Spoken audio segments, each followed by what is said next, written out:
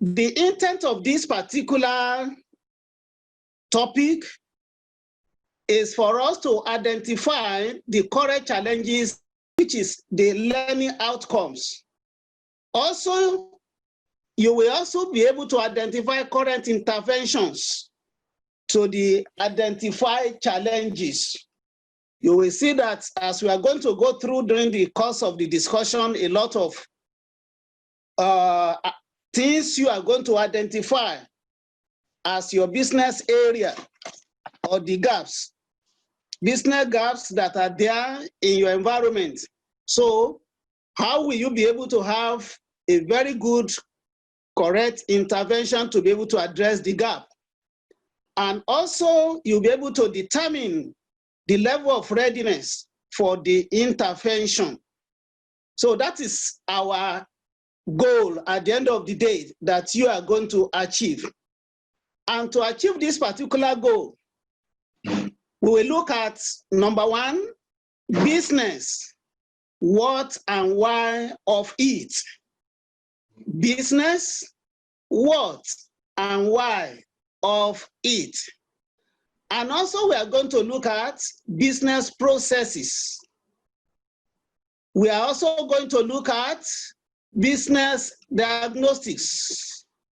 And we will look at the end of the day, market research processes. Then, from the result of your market research processes, we will now look at the planning and deploying the intervention so as for you to add value to your immediate environment. So we have the following activities. And the first activity we are going to carry out together is, I want you to write out 2 reasons why you are going into business. And I want my moderator to please take note.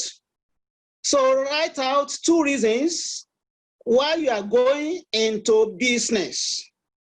You can type your response in a chat and the moderator will help us to look at it. And also, I will give opportunity to 2 of you to also discuss the 2 reasons they have identified. So I'm giving you just 2 minutes to do that. Write out 2 reasons why you are going into business. Whether you have 2 businesses or just 1 business, why are you going into it? Please write down, please.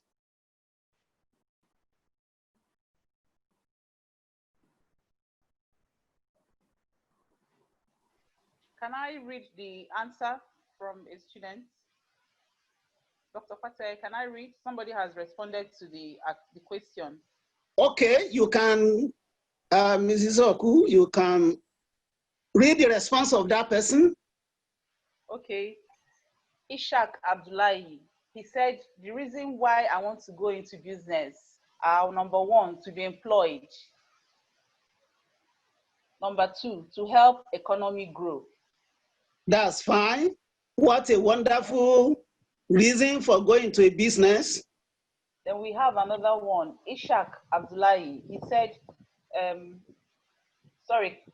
from Keziah or Kezi, the person said, I want to be a creator of wealth and jobs. More responses? To maximize profit. That's from Friday Matthew. To maximize profit, to redistribute goods and services. Thank you. And then the last one says to be self-employed. Okay. Is there anybody who's raising any hand to have an audio discussion? Let me check. No, none for now. Okay. So you can see from the responses that we have gotten that some are going into businesses so that they can be employed, so that they can maximize profits, so that they can actually create wealth for themselves. So the reason for your going into business is actually best known to you. But how best is that particular reason to change your environment as a businessman? Look at this. I just summarized what will have been our responses. Likely reason can be to have more properties. When I do business, I create more properties for myself and amass more property to myself. Some will say, well, to make more money. As somebody said, I want to get profits, and profit is in the area of monetary value. Also, some mentoring, following up with him that, yes, I want to be as popular as Dangote as a businessman.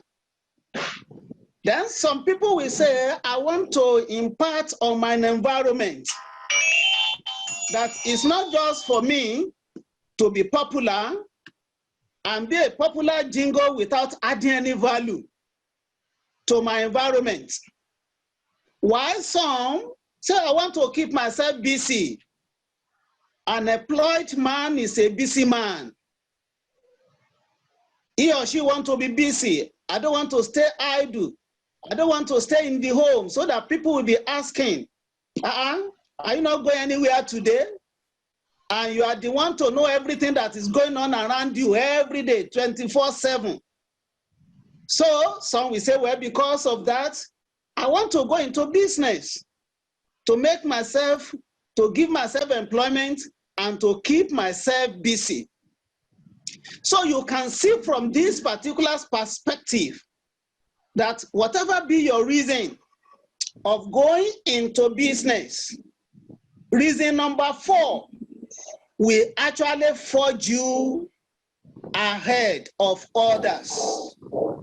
If your reason is just to amass more properties, to make yourself popular, to also keep yourself busy, to make more money, but at the end of the day, if whatever thing you are able to acquire is not having positive impact into your environment, then you are not a successful businessman. So let us look at this. The main goal of going into business, as some of us have said, is to make money. That is the thing. You want to make more money so that by the time you invest 10,000 naira in selling rice, you want to at least sell that particular rice for 11,000 and make a gain of 1,000, which makes you to have more money.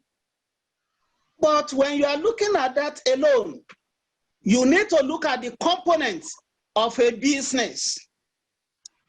In your business, there should be something you want to exchange. It can be goods, it can be services. And because you are not just, your thinking is not just like a businessman, ordinary businessman. You want to be an entrepreneur. You want to be an innovator. You want to be a creator. You want to actually bring out something new into the society. Then you need to exchange that particular innovative goods and services. You need to have it. You need to identify it. You need to actually create it so that others will benefit from you. The other component of the business is somebody to exchange them with. You are not just creating goods and services and therefore for yourself alone. You also need to look at somebody you are going to exchange it. Your services are ready. Your goods are ready. Then who are you taking them to? And by the time you are actually giving them these particular goods and services, then what are you exchanging it to or with? And you exchange it with money, which added value unto you. So what we are saying really is this: a business must have an offer. As you are starting your business, you must know what you want to offer. And you cannot offer everything in the world and pitch your tent on doing this and doing that and doing so many things. You are garri seller, you are rice seller, you are pure water seller, you are sugar seller, you are an agriculturist, you are a poultry farmer, you are a snail farmer, and you now have a lot of conglomerate of businesses. And at the end of the day, you are confused. So you must have a particular offer in which people will know you for. And also, there should be somebody, and this offer you are giving must be accepted. If it is not, if your services and goods are not acceptable, then it will not be patronized. Place your offer in such a way that you'll be able to create a market that will accept that particular offer. So look at these components and look at the thinking of the business that you are going into. Are they having this particular component? Have you been able to really create these components and identify them vividly before you go into the business? So your business must have two main functions. Number one is to make the goods and services to be exchanged. If you are a businessman or you are an entrepreneur and therefore your services are not sufficient to meet up with the demand, to be exchanged with the demand, at the end of the day, people will be tired of you. Your customers will be frustrated, and thereby they are going to run away from you. The other side of it is that you must find the market to exchange them with. How you are going to do this? In the course of the discussion, we shall go more and more on that. Let's look at your business processes. Whether you are starting up a new business or you want to expand your already existing business, there are three major processes that you need to be conservant of. The first one is strategic, number two, operational, and number three, administrative. Whether you are a one-man business or whether you are in partnership with another person, or whether you have a very big company, then you must have your strategic process and plan them. And what do you do in your strategic process? There are two things, as I will come back to it later. You offer. How do you want to offer? What are the objectives for the offer you want to have? What are your goals? What are you looking at? Yes, I want to prepare, I want to go into snailery. And this particular snail farming, to whom I want to offer this. Why do I want to go into snailery and not poultry? Why do I want to go into ICT services and not legal services? Why do I want to go into architectural services or draftsman services and not marketing services? So you must be strategic in your planning. And also, at the strategic process point, you must identify your clients. You have that particular picture. It's just like when you want to go into house construction. After you have acquired a piece of land, then you need the services of an architect to help you draw a plan. So it is at the strategic point of business that the overall plan of your business lies. And the success of that particular business is dependent on the kind of strategies that and policies that you have set down to carry out the business. Then we go to operational. So in the operational, we are talking about what are your marketing functions? What are your production functions? For your marketing functions, how do you have your services and goods? How are you going to get them forward to the customers, to the consumers, and to those and your target audience?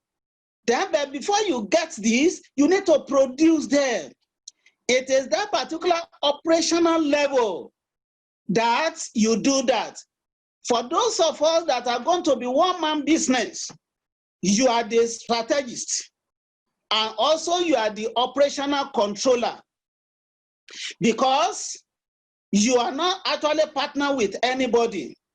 Neither are you in a very small size company that you have the shareholders that are joining you in the business. Therefore, then after getting your strategies, then how are you going to operate?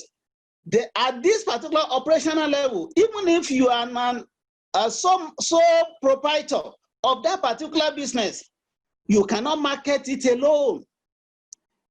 Also, you cannot produce your goods and services alone. You need to get some people that will actually help you, and that will take us to administrative business process. You are also an administrator, and in administering your business, you think about your human resources, you think about your financial resources, you think about information know-how, you think about network and relationship, you also think about your physical assets. So as an administrator of that particular business, what are your human resources like? How many people are you going to bring into the business to help you, carry out the business so as for you to achieve the goal of the business? What are the category of the human resources? Do you need manager? You need a manager. You need an accountant. You need the sales person.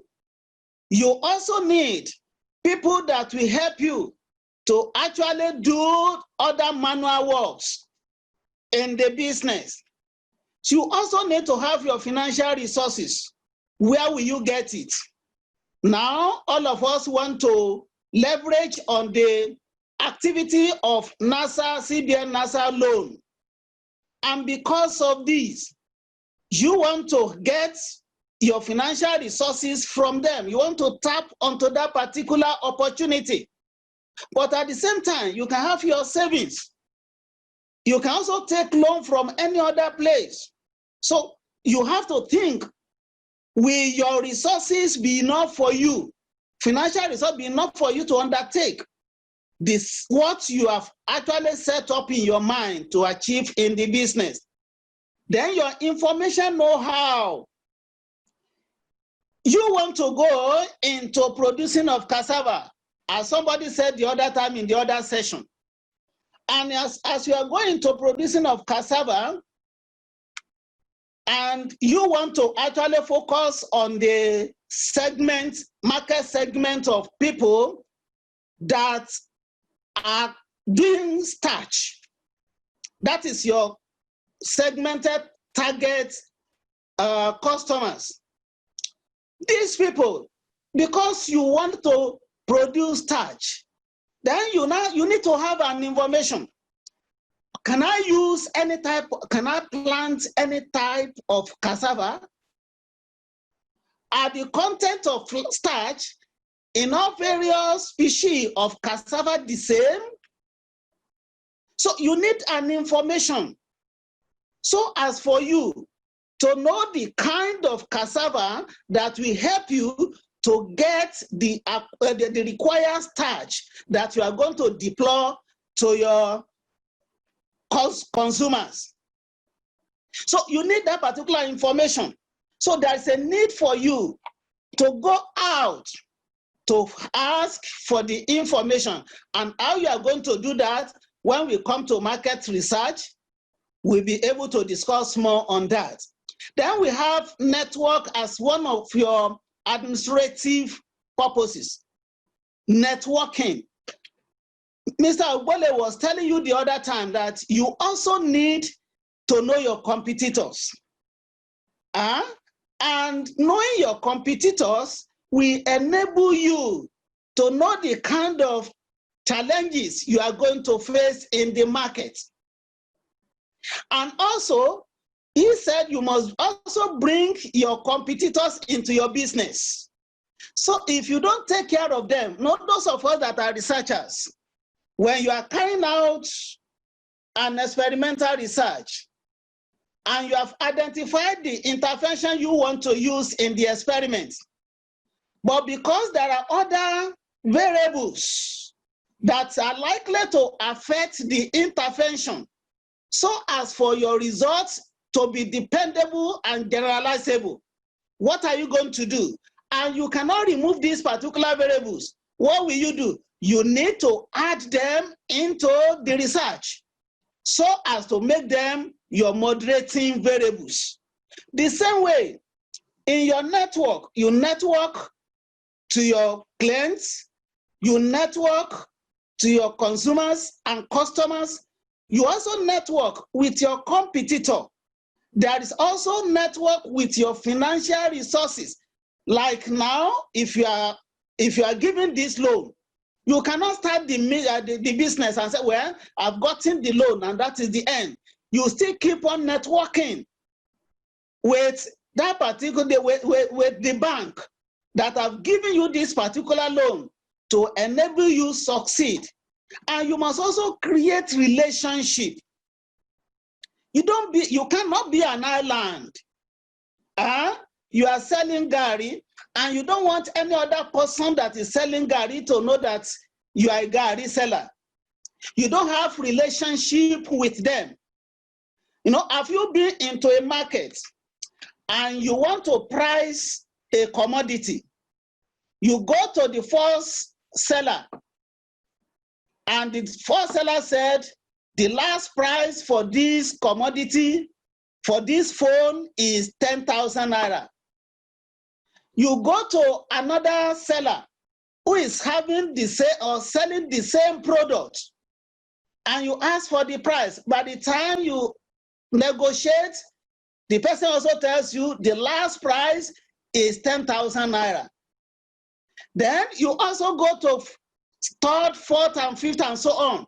At the end of the day, you find out that in this market, it seems as if they have actually done a meeting that they can never go less than 10,000 naira.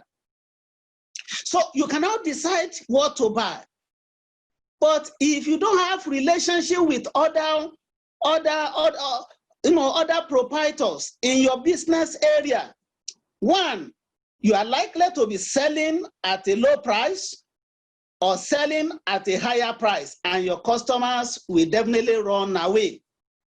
Then in your administrative process, what are your physical assets?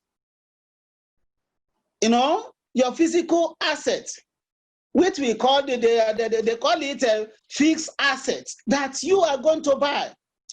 And with that consultant from the bank told us in the morning that when you are going to be given this particular loan, they will not give you the money to buy your assets.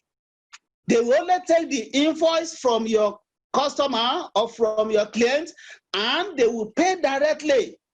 So you have to identify them. What are these assets that I really need? At times, if asset analysis is not well done, you may likely buy the asset that will not actually do the job for you. So, to expatiate on this, when you are talking about strategic process, it's a process that deals with initial identification of a client and a suitable offer.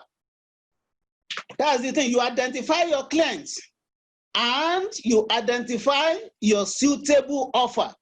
And this offer can be your services. It can also be your goods. Then you also have what we call marketing process.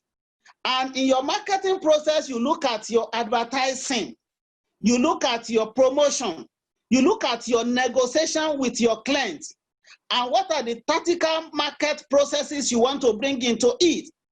By advertising, your product is just coming into the market newly. Nobody knows the product. What will you do to be able to advertise it and tell your community and the society that, yes, this particular product is on ground now and is better than all that is there? Also, you need to promote it. By promotion, there are so many processes of promotion. You know, when you are advertising, no, you are not compromising the quality of what you are actually, your product, but you may lower the price because it is a promo time, because you want people to get knowing that particular service, you want people to get used to it, and by the time it is now known, you stabilize. Then you can also do your negotiations with your customers. And your negotiation can involve you're giving them on credit, and therefore you go back to take your money later.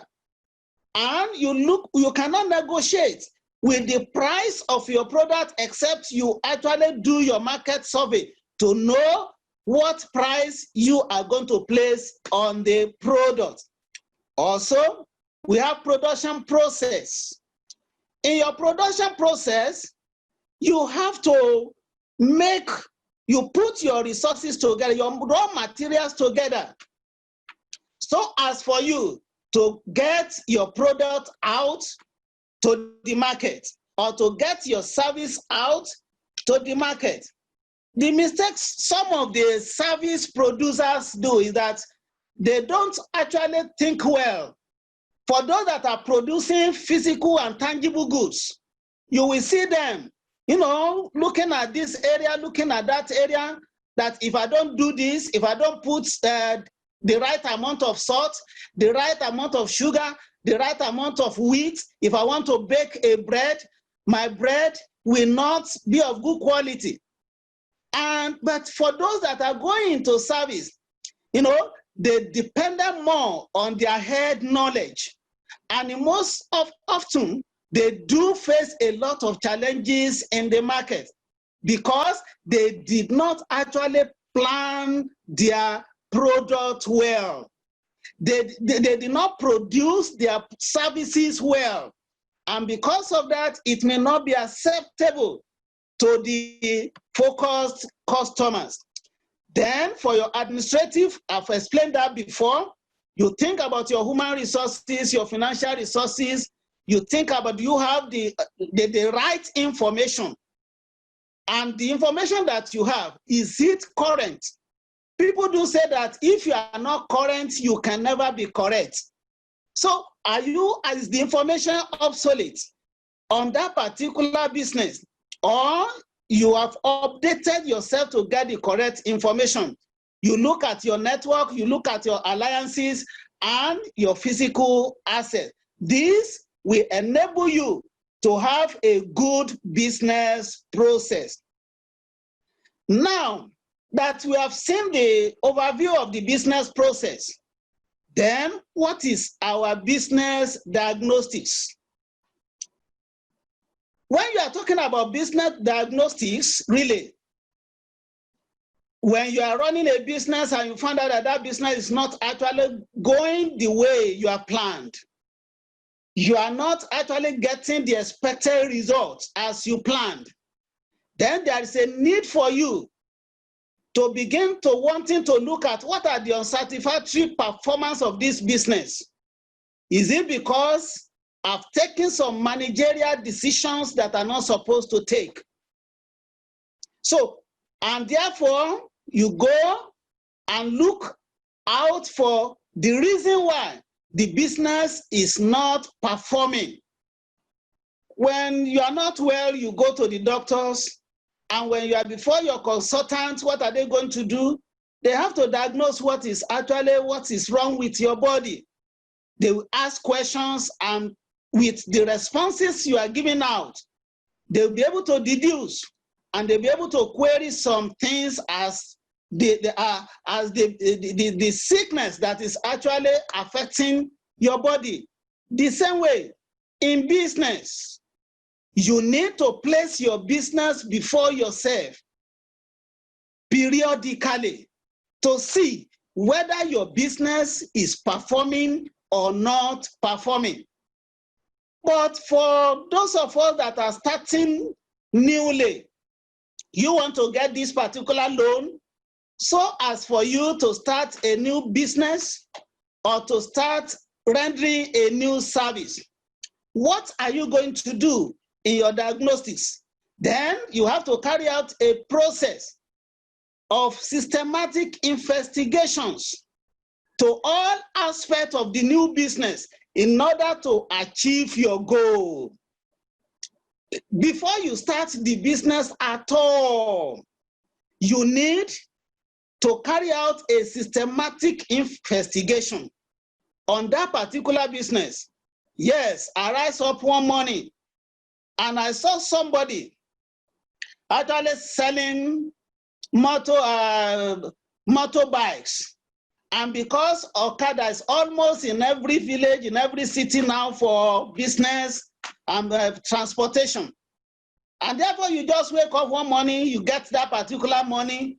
I said, well, let me go into Okada because it is a daily money.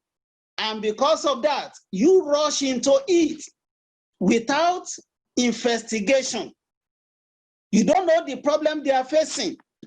You don't know the risks that are involved. You don't know the challenges that they are facing. You don't know how they cope with the police. You don't know how they cope with those people from where they are even getting their machines or their motorbike at higher purchase. You don't know how some of them have lost their motorbikes. So all these things, if you are starting up your business, there is a need for you to diagnose the prospective business to know what you want to do and attendant challenges that they are likely going to face. You need to take some considerations when you are going into business diagnostics. Number one, you must have the knowledge of your competitors. You have segregated an area where you are going to situate your business. Then, have you gone to that particular area? How many are your competitors? What are the likely problems they are facing? You want to be in ICT and you want to start a new cyber cafe business with business center, because they say people are actually want to browse now, let me go into it.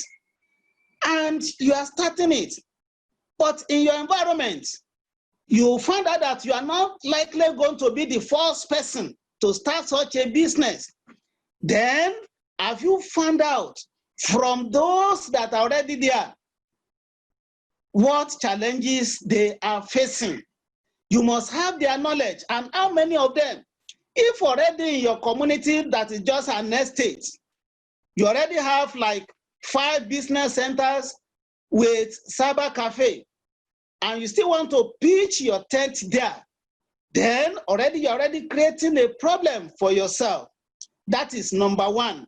Number two, that's what we call segmentation.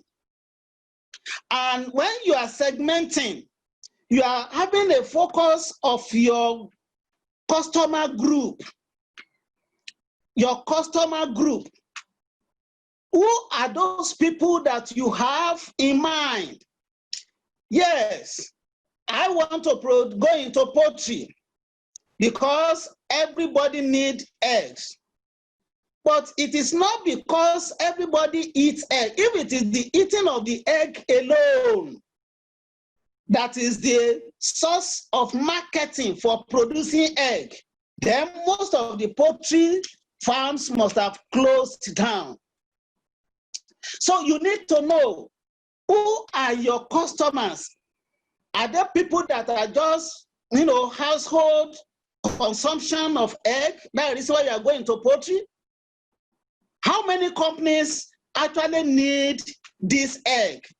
And they use the egg as their source of raw materials. How many of them? How large are they? Then you cannot take, like in Abuja, you have some of those companies, apart from the household consumption, that needs your eggs. Then you are segmenting your target, your audience, your customer. So you must say, okay, I am actually targeting all those companies in Abuja. When you have your segmentation, your focus is actually Abuja to sell your goods and services. Then after that, you now go to what we call targeting. Then in your segmentation, in the segment that you have chosen, then who are you targeting?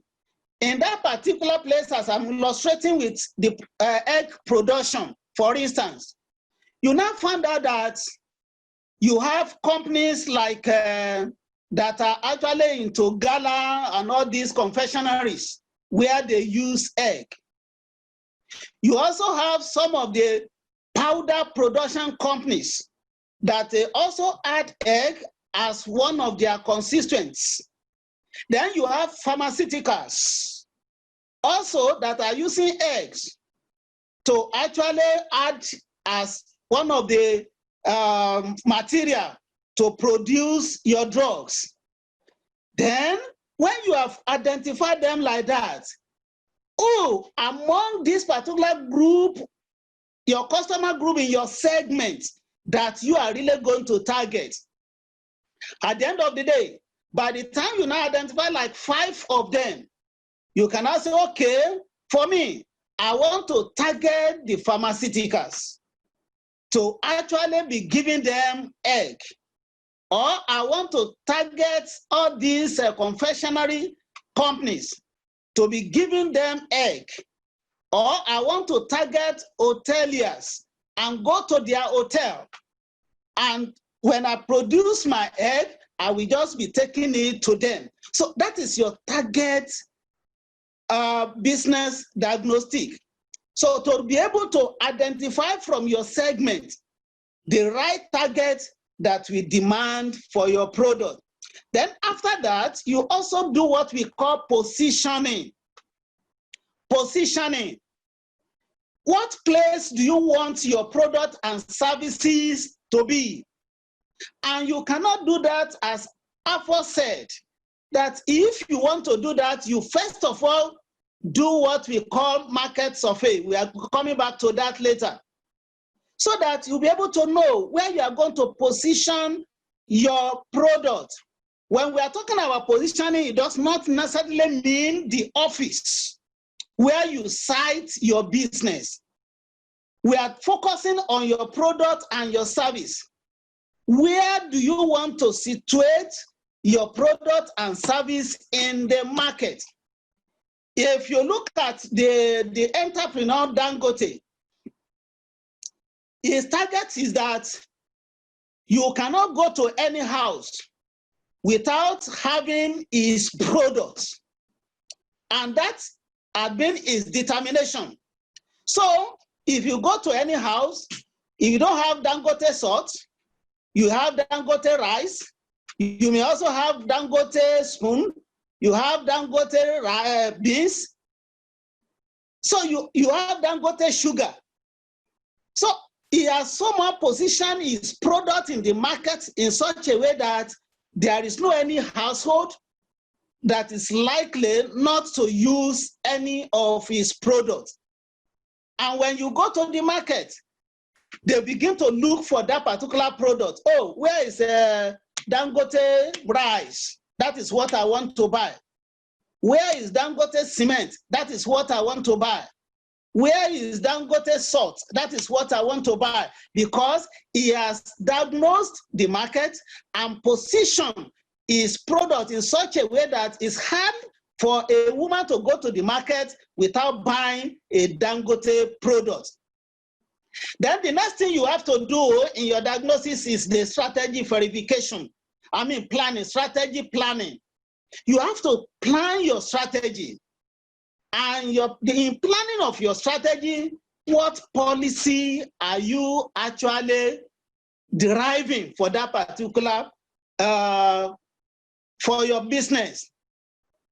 When you identify the policy, then what plan are you going to put in place for this policy to be achieved? Policy on the kind of human resources that you want. Policy on the kind of fixed assets that will go in line with the business. Policy with the kind of finance that you will need, and how to actually control excessfulness and wastage in your financing. So you need to plan all this, and they are strategic. Because if you don't first of all put them in place and you rush into the business, it's likely that you will run into problem. There is also what we call strategy verification. After you have planned your strategies, then you have to verify that particular plan. Will the plan workable? If you plan and your plan does not work for you, it means that you did not verify the plan before you roll it out. And that will not be good for the business. And in verification, you now take that particular plan to make prototype. Our last presenter did mention something about prototyping, that you don't just have your money and you are going to a new business and you just plow the whole capital that you have at the same time into the business without having the prototype, without having your target customers having a taste of what you want to do, and you get their feedback. And when that feedback is gotten, you'll be able to use the feedback to improve the quality of your product. That is it. You know, when you go to do say market, for instance, which I am used to, you go to Gari session. You have different kinds of Gari there. And some people will say, I want to go for Ijebu, I want to go for starchy, I want to go for white, I want to go for yellow. So it means that when you get there and you want to bring your Gari into this particular same market, and you fail to do your strategic verification, what makes that Ijebu Gari to be different? What makes that Igbo Gari to be different? What makes white Gari to be different? What makes yellow Gari to be different? Then you are likely not going to actually do well. Then in the consideration of your diagnostics, you need to have what we call motivation to export. When I'm saying export, it doesn't mean you have to carry your services by force from Nigeria to Cote d'Ivoire, to Togo, to Niger, or to Cameroon, or to any neighboring countries. Even within your domain, you can actually export your product, and you must be motivated to do that. What we are saying here is that you don't restrict your market into one spot. Take it from one place to another and be motivated about it. So when you are introducing your product to a new market, in the first instance, there may be, resistance. There may be slow, active patronage. But don't be deterred by that. Have your intrinsic motivation that at a point, they will do it, they will understand your service. They will understand and they will go for your product because you are doing advertising and you're also doing promo to be able to get your exported good into the right market. So we are going to do this activity before we go further. And you look at the screen. I hope you are seeing my screen. Yes, we can see your screen, sir. Okay. So we want to go to scope of intervention. Before we go there, I want you to look through your immediate environment, where you live or work, and identify 3 problem areas. You identify 3 problem areas. It may not be necessarily the actual business you want to go into now. But if it is still what you want to go into now, it doesn't matter. You identify 3 problem areas. Then you create one business venture for each of them in order to solve the problem. We are going to do that. I'm giving you 5 minutes to do that. And therefore, we discuss it. Look through your immediate environment. It may be where you are living or where you are working. Identify 3 problem areas and create one business for each of them to solve the problem. So you can still chat it, and if you want to raise your hand, our moderator will note you and allow you to talk.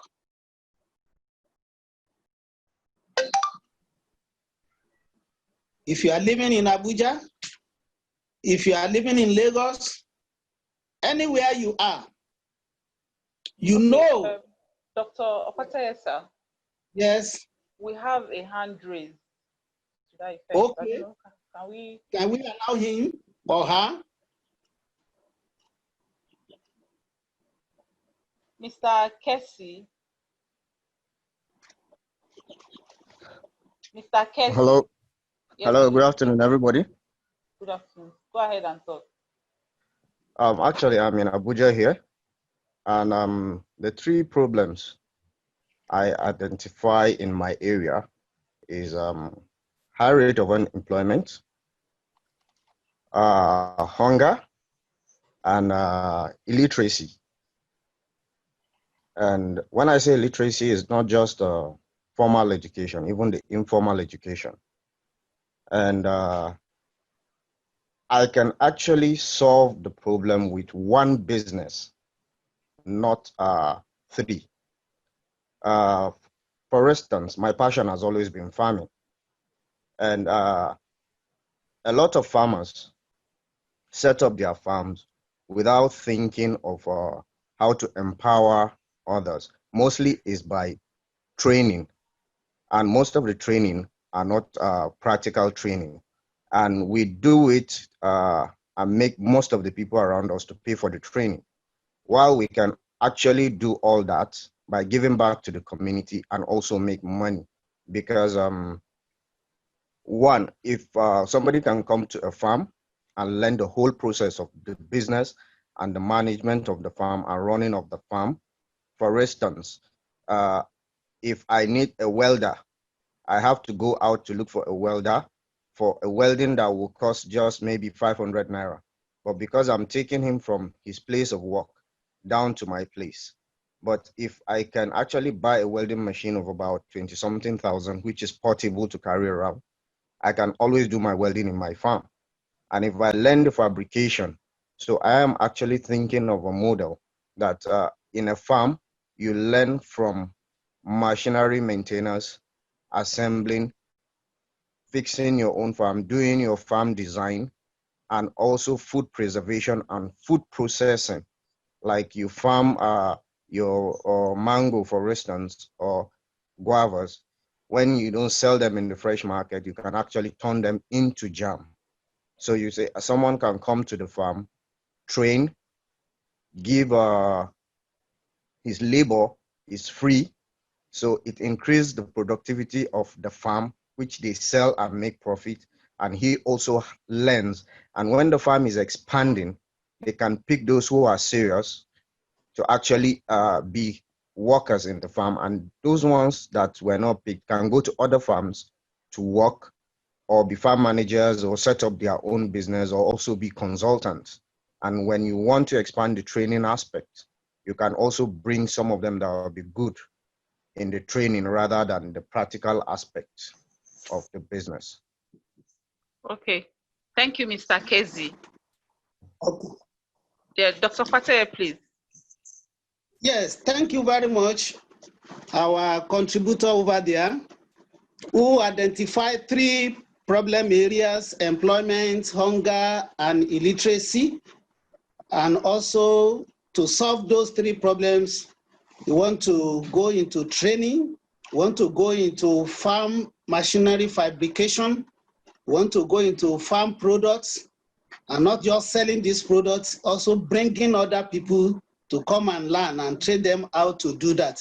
I think that is a wonderful thing, but we shall discuss more of this. Any other response? Yes, sir. Mr. Friday Matthew said inadequate storage facilities, lack of farm produce. Those are his submissions. So any other submission? No, sir. For now. Okay. So, and because the session we are going into now, you really need to identify the problem areas before you pitch your tent in any business that you want to do. And that is why I wanted you to just have in mind as we go ahead, look at your area, diagnose the problem that is there, and really, maybe you have a mind of a particular business before. In your present thinking now, you may likely change your decision. So, okay, sir. Some people have sent in some more responses. okay. Can I read them, sir? Yes, yes. Okay. They say poor electricity, lack of steady water supply from the public domain. That was from Linus Igwe and Cyprian Uche. That's all, sir. They did not give us how to solve the problem or the business. No, no. It's an incomplete response. Then we also have waste disposal. They just typed their just like that. They did not explain, sir. It's okay. So, you see, that is the problem we are having today, that we have so many problems, but where is the solution? And that is where the work of an entrepreneur comes in. And that not just businessman or businesswoman. We all have the problems, but who is actually thinking of a solution to solve that particular problem? Let's go ahead. So that one will take us to market research. Market research. I said market research is a systematic collection, analysis, and interpretation of data pertaining to marketing conditions.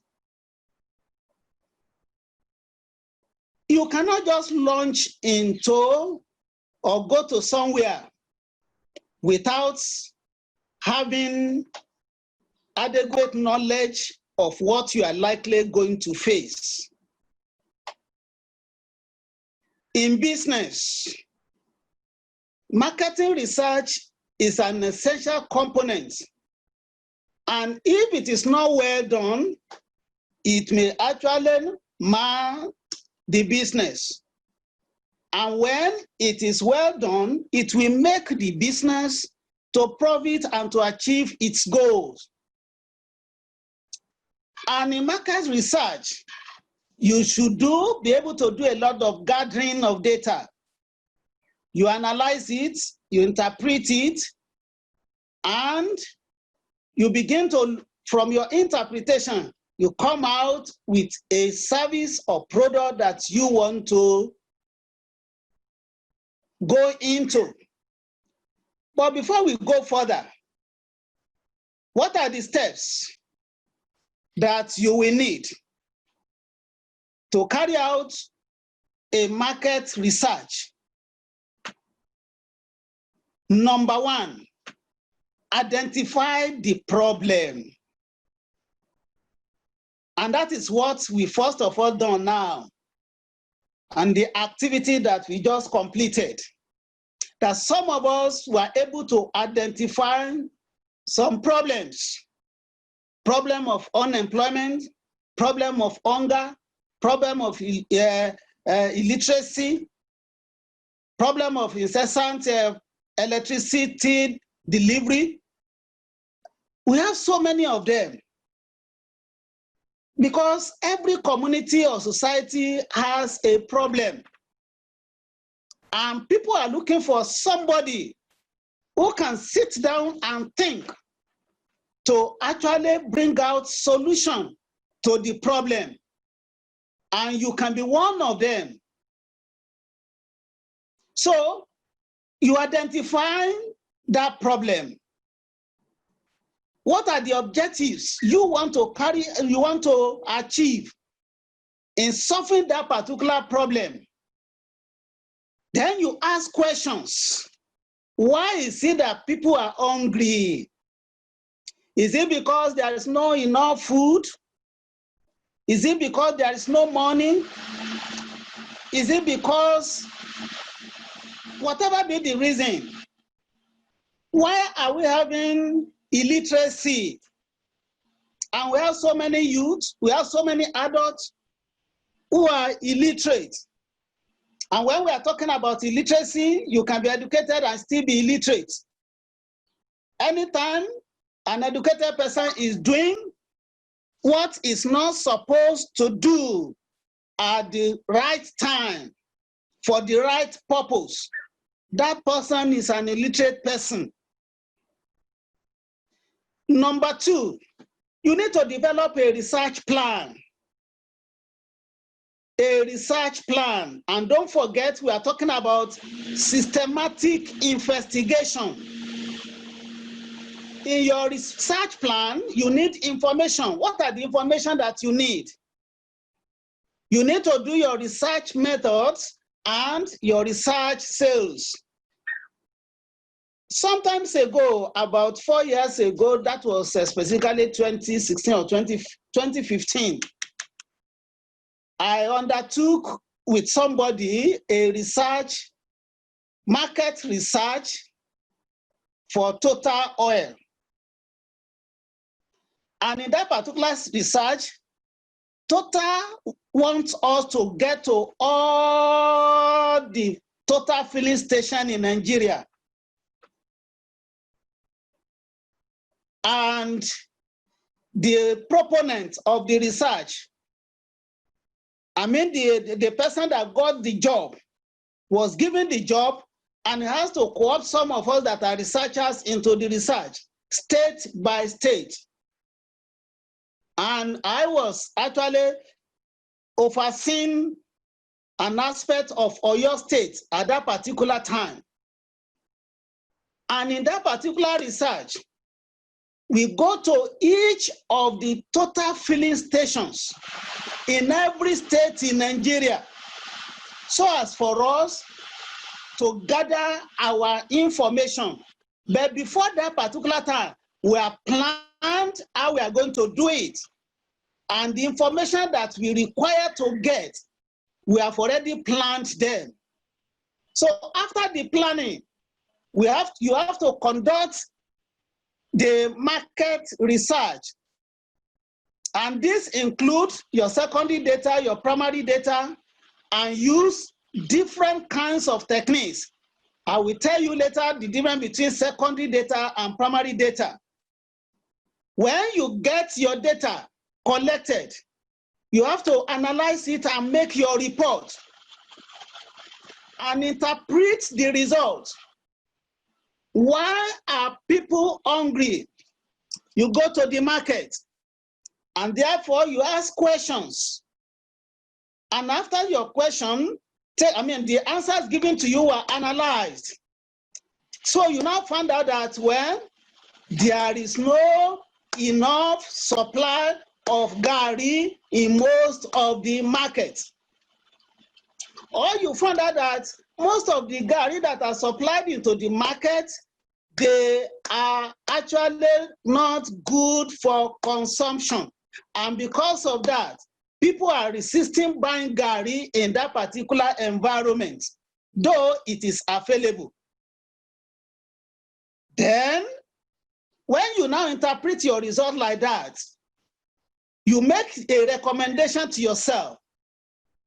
And that recommendation will make you to take action. What do I do now? Now that we have enough Gari in the market, and still people are resisting buying the Gari because of the kind of quality, what do I do? What actions do I make to be able to circumvent this problem?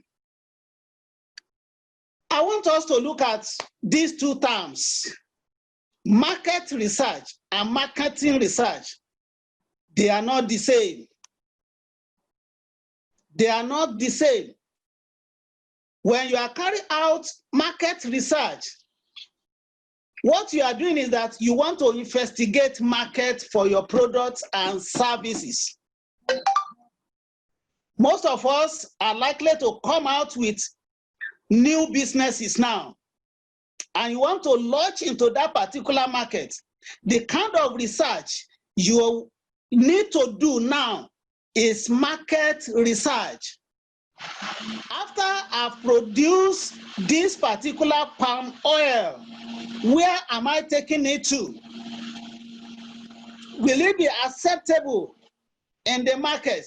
Do I have enough clients that will actually access my palm oil? What you are doing now is market research. But apart from that, you can now carry out your marketing research in order to investigate any issues that after you have gotten your product now, what are those things that will make your product to be acceptable? How are you going to package these products? Our last presenter was talking about packaging. That's the way you brand your product will determine the way it will be acceptable into the market, though it may be of good quality, even more than the one that was well packaged. So in your marketing research now, you'll be able to identify some strategies you want to use to present your product into the market. What are the types of data you need to collect when you are doing market research? I mentioned primary data. And this primary data is what you collect by yourself. Or you hire somebody to do a consultant to do the research for you. But they collect the data on the spot from the source. And they will give you the collected data and give you the report at the end of the day. That is primary data. You are looking at going into computer business, and you need to get an overview of what it is in the business. And then you go to that place where they are selling computers in Abuja. And when you get there, you are interviewing them one by one. And therefore, you are collecting your data. So that data you are collecting is primary data. But there are some data that are already been collected by another set or group of people, like government agencies, trade associations, other business within your industry, and they already collected the data for you, and they have the data, and you go to them to go and seek for those data. Like somebody was asking in the morning, that our bank consultant, that you know, is it everybody that actually apply for the loan that really gets the loan? They have the data. They have the data of all the enterprises that have collected loan from them since the time they started. So they can give you that particular data, and with that particular data, which is secondary, you are not the one going out to find out how many people apply for poultry, how many people apply for fish, how many people apply for ICT, how many people want to establish school, how many people want. So they have the data already. You just go to them. Please, for me to start my business, I need data in this particular area so that I can have general overview of what I want to do. And they release the data for you. That is a secondary data. What are the tools for your market research? To collect your data, you need tools. You cannot go to the farm without a cutlass, a knife, or a hoe. When you get there, you just be gazing at the sunshine. You'll not be able to achieve anything or achieve much with your bare hand. So you need machineries. You need tools to deploy so as for you to get your information. So I gave you two here, which are mostly and widely used: questionnaire and interview. So you can have a small questionnaire, and questionnaire contains some items or questions relating to what you want to find out. And we have different types of questionnaire. You have rating scale, we have linker scale, we have inventory, we have pictorial, we have dichotomous questionnaire. When you are talking about rating scale, you may go to the market. I have like 5 questions you want to give to fish seller in the market because you want to go into fish, especially those that are going to fish ponds or producing fish. And you give them, you have 3 questions. I ask them to rate which of these fishes do they consume in the market. And you list all the fishes: tilapia, mackerel, kote, and all those kind of fishes. And you ask them to rate from 1 to 5, which of them do customer actually go for? And you rate 1, 2, 5. Why 5 is the highest? That is rating scale. You can also have linker scale that is involved of whether they disagree or agree with the proponent of your questions. You can also have an inventory to go there by yourself and say, how many fish seller do I have in Kubwa market? And you are counting them physically, and you are taking note of them. How many are selling all these particular cod fish and so on? And you are taking note. That is inventory. Also, your questionnaire can be in form of a pictorial form, and you draw your bar chart or graph to show and ask them to tick which of the charts is actually representing the level of patronage of your fish or tilapia fish or any other fish that you are going into. Then your questionnaire can be in form of dichotomous response, where you want them to say yes or no, true or false, correct, not correct, and so on. You have only 2 responses.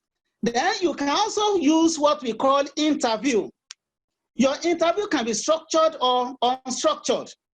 Structured interview have limited response. It's structured in the sense that you are not giving the respondent the room to actually add their opinion, but you are giving them the answer, and out of the answer, let them actually respond. And you do carry out your interview. But unstructured is open. What is the problem? You get to the market, and you go to that particular rice seller. Say, madam, You have been in this particular business for some time. What are your problems in selling rice since the ban on imported rice? So that is open.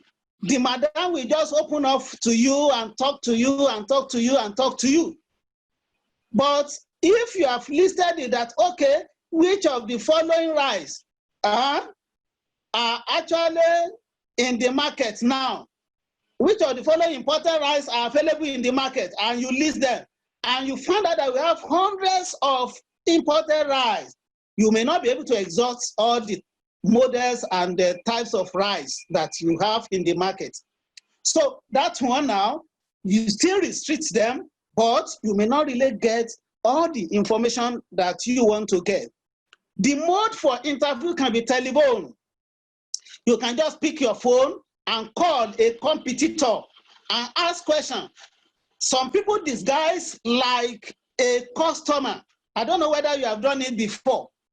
As if you want to buy from the person, but you are thinking of going into the same business and just give a phone call, and you are asking for the price of each of the commodities in the stock and in the stock of the business, and the person will freely give you. Or you can go there face to face to interview. You can even gather people together in a panel. For people that are in that particular business, get 4 or 5 of them, hold them into a discussion. Just prepare a small hot tea for them, give to them, ask them questions, and they will give you your answer. Or it may be in a group form, of more than 5. It's no more a panel if it is more than 5, because we'll not be able to control the panel. But if now in a group, you can now say, let me go and have meeting with all the vendors of rice in this market, and you fix a date, you gather them together, and this one we talk, that one we talk, and that one we, and you take their responses. Or your interview may be sequential, depending on when you want to launch into the market. It is sequential. It does that, well, I'm going to launch into the market next year. So every 3 months, I want to go into the market to interview my prospective customer. Also, you can undertake lunch and dinner interview. Invite some of them, invite them, 1 or 2. Let's go to lunch. And you carry the person to that particular lunch arena nearby there, and you ask questions, you interview. The person may not even know the purpose for the eating and drinking that is actually going on. Or it can also be competency-based interview. In this sense now, and that is where mentoring will come later on. That is our last topic of the training on Friday. You want to gather competency. And how do you do it? You go to a mentor to ask competency-based questions, so as for you to get the experience that is required for the business. And lastly, formal or informal. You can be in the school, you can be in your office, you can be in the bus, it may be when you are going home, it may be at the bus stop. You just interview people and ask them about what they know about the business you want to go into. So apart from this now, after you have done that and gather your data, you need to analyze this particular data. And the major finding of your market research is to identify an existing gap. Existing gap in that area of business you want to do. That is the major purpose for a startup of a business. When you are carrying out a market research, what gap am I going to fill? People say there is no any new thing under the sun. At times, I will say yes, because everything is just revolving. All that you need to do, that when you get a problem and you identify the gap, the only thing you can do, what new thing am I going to add into it? When you are talking about fashions today, People that are going to fashion designing, and you see so many types of dresses that our ladies, our men are wearing today. Is there anything new? Trouser is trouser. A skirt is a skirt. A gown is a gown. A shirt is a shirt. But what new thing am I going to add to make it different from what others have done before? That is the existing. And it is that gap you are looking for in whatever business you want to go into. You are looking for that gap. And that is why you carry out your market survey or market research. After you have done that, take action and plan your action. Plan that particular action so that you will be able to get intervention or what we call remediation. After you have identified the gap, will the gap continue like that? Then a burden will be created in you as an entrepreneur.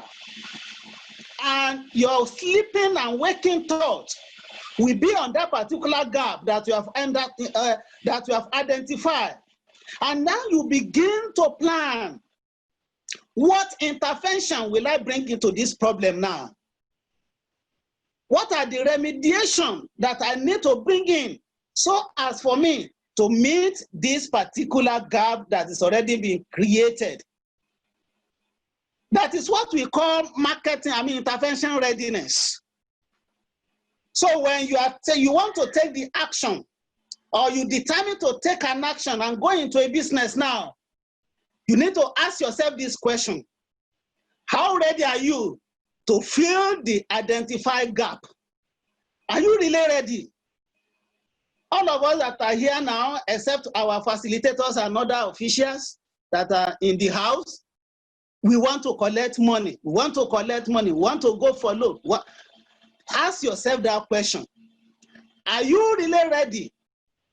Have you identified the gap? Are you really ready to actually go into that particular intervention? For you to be ready is part of what you are doing now. To make yourself ready, the loan scheme says you must undergo a training. And that is that part. For you to be able to actualize that particular body and the gap you have identified, and for you to be able to dissipate that intervention into your community and society, what do you need to do? You need a training to get yourself ready. So the research findings will also help you to diagnose your own readiness also. When you identify the problem, you look at yourself.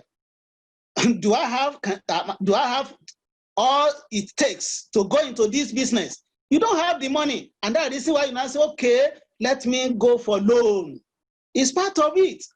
It's for you to be ready, getting the right capital that will help you to go into the business.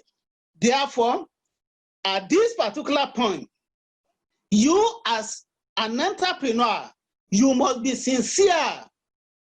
You must be sincere with yourself and with the situation, knowing what can be provided and the limitations.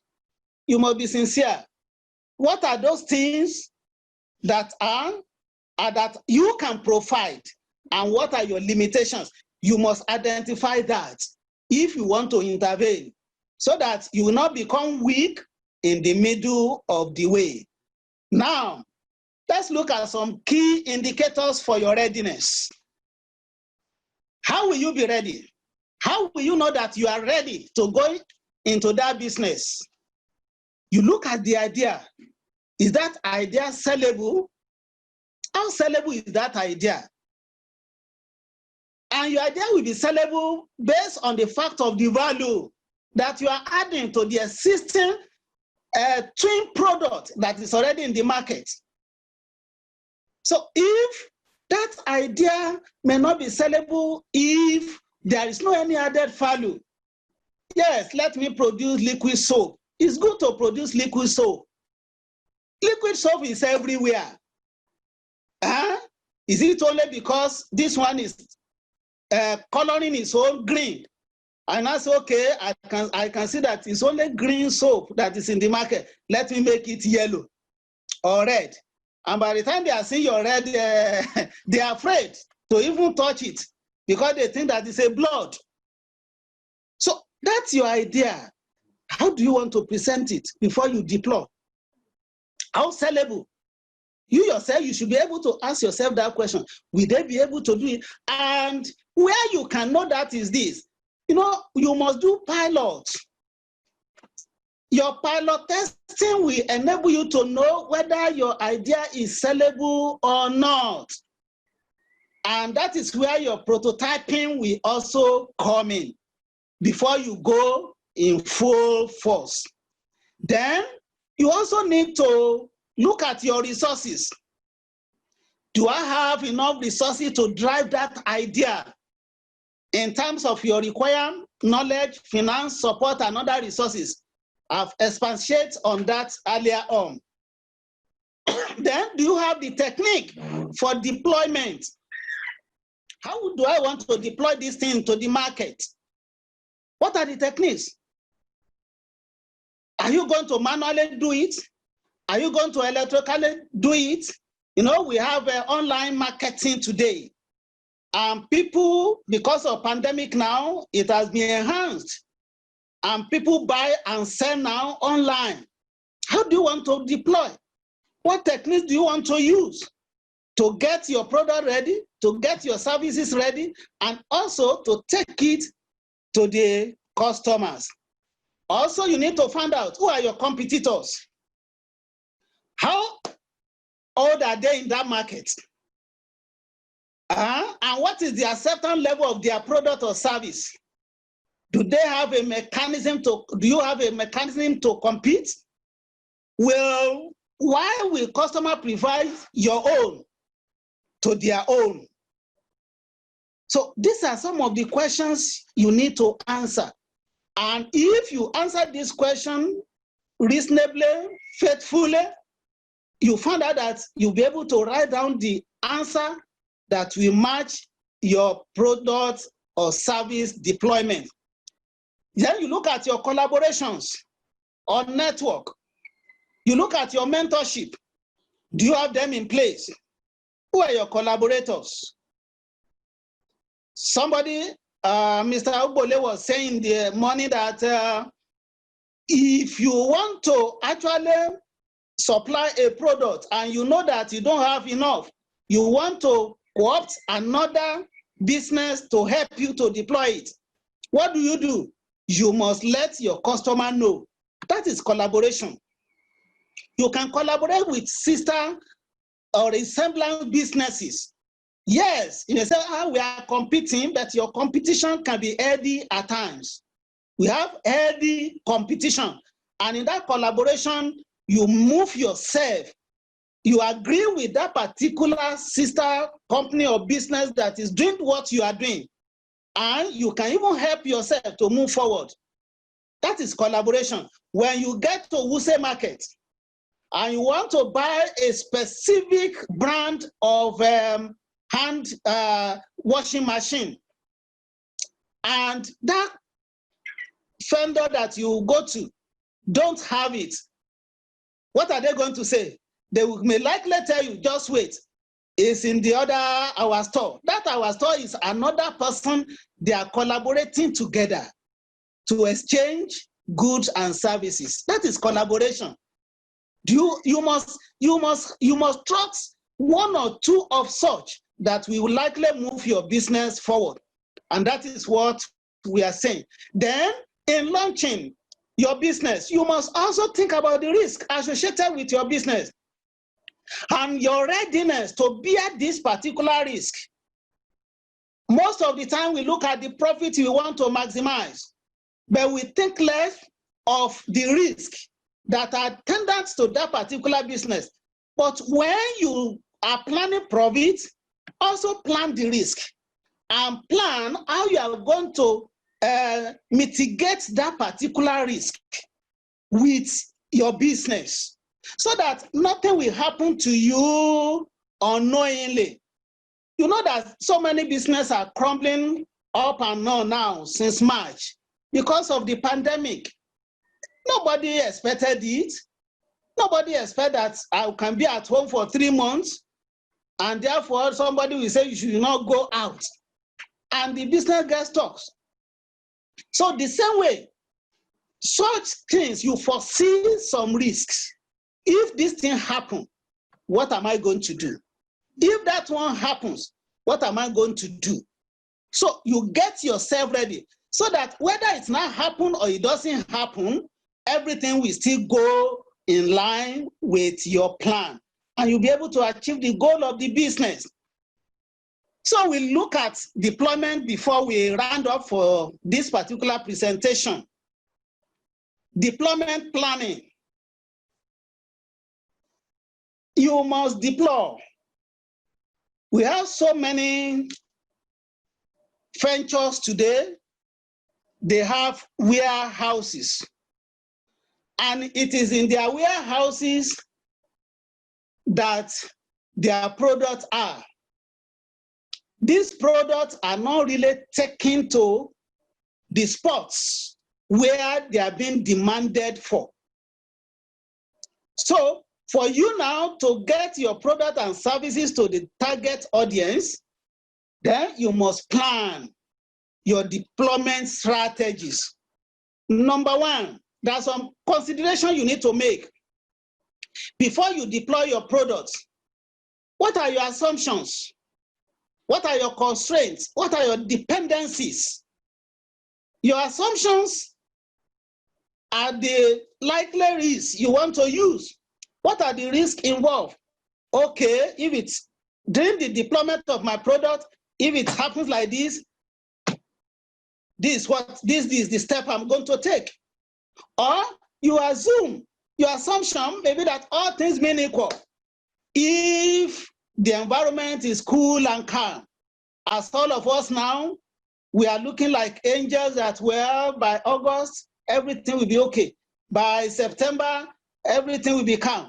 By October, and somebody will say, this year we go like that, oh. So you have to make some assumptions. Okay, if everything becomes normal by October, what will my product look like? And I will be able to deploy it. You begin to plan for that. Okay, if it is September, that they say, well, everything will be normal now, life goes on again as it used to be. It shouldn't take you unawares. You plan and address it. Then you also look at your constraints. What are your operational readiness?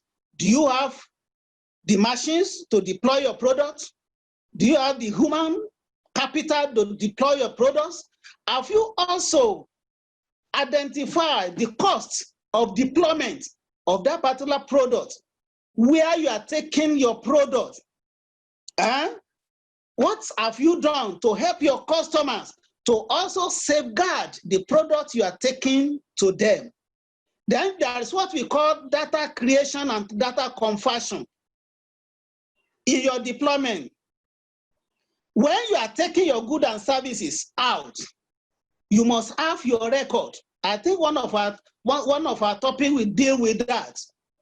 You need to create data. You have your books of record. We call this our stock card of goods that are going out and the goods that are coming in. And you make your record. And when you now get this particular data, you convert the data.